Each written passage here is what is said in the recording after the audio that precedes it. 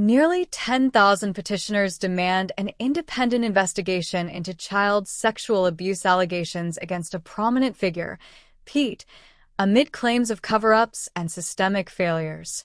Before we dive into the shocking details of this unfolding scandal, we kindly ask you to like this video and subscribe to our channel. Your support ensures we can continue bringing you the latest updates on this critical investigation. Now, let's uncover the truth behind this story. The groundswell of public outrage is impossible to ignore.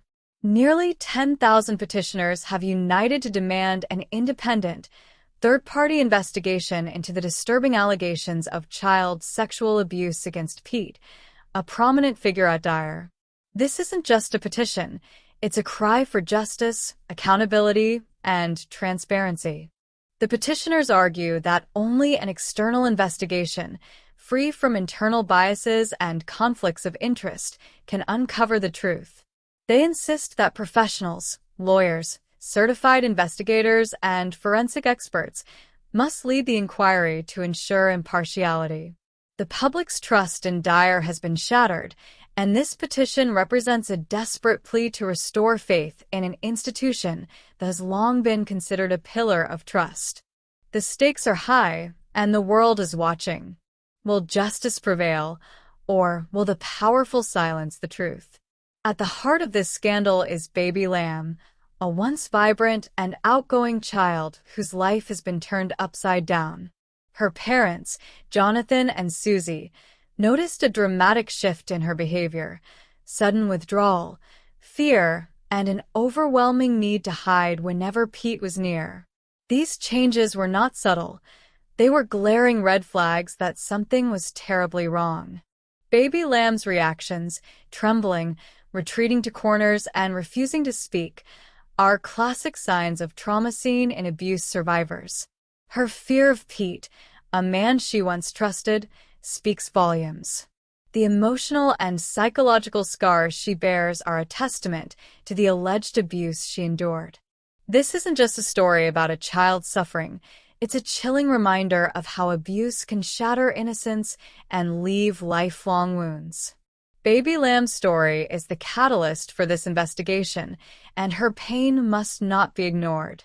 Debbie Leonard, a licensed forensic examiner with over 20 years of experience, has played a pivotal role in this case. When she first met Baby Lamb, she was struck by the stark contrast between the child's former vivacity and her current state of emotional and psychological breakdown. Debbie's professional assessment confirmed that Baby Lamb's trauma symptoms, avoidance, fear, and withdrawal, were directly linked to Pete's presence. She described Baby Lamb as a child who had been emotionally and psychologically broken, a heartbreaking observation that underscores the severity of the alleged abuse. Debbie's expertise has been crucial in validating the family's concerns and providing a foundation for further investigation. Her willingness to testify in court, if necessary, highlights the gravity of the situation. This case isn't just about allegations. It's about the undeniable evidence of trauma that demands justice. The allegations against Pete are as disturbing as they are detailed. Witnesses have come forward with accounts of his inappropriate behavior, including excessive hugging, kissing, and other forms of physical contact that crossed boundaries. One particularly alarming incident involved Pete entering Baby Lamb's room without permission, an act that defied all acceptable norms and deepened suspicions.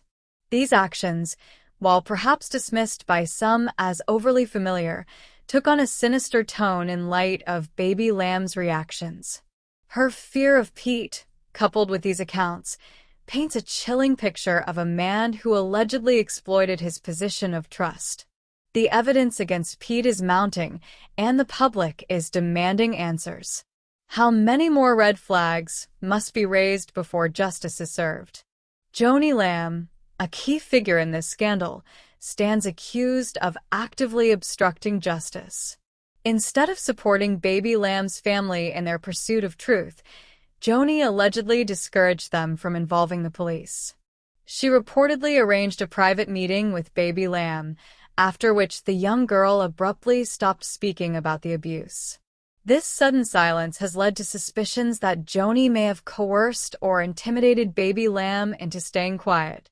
Her actions, if proven true, represent a blatant attempt to protect the organization's reputation at the expense of a vulnerable child. Joni's role in this cover-up is under intense scrutiny, and the public is demanding accountability. How far did she go to silence the truth? Marcus Lamb, another prominent figure at Dyer, has been implicated in the alleged cover-up. He reportedly told Baby Lamb's parents that Pete had been cleared of any wrongdoing, a claim that appears to have been made without a thorough investigation. This premature exoneration has raised serious questions about the integrity of Dyer's internal processes. Was Marcus complicit in suppressing the truth? His actions have only deepened the shadow of suspicion hanging over the organization. The public is demanding answers, and Marcus's role in this scandal is far from over. In a shocking twist, Pete allegedly attempted to have a letter written on his behalf by Denise Boggs, a close family friend. The letter was meant to falsely state that he had been exonerated, but forensic examiner Debbie Leonard immediately rejected it.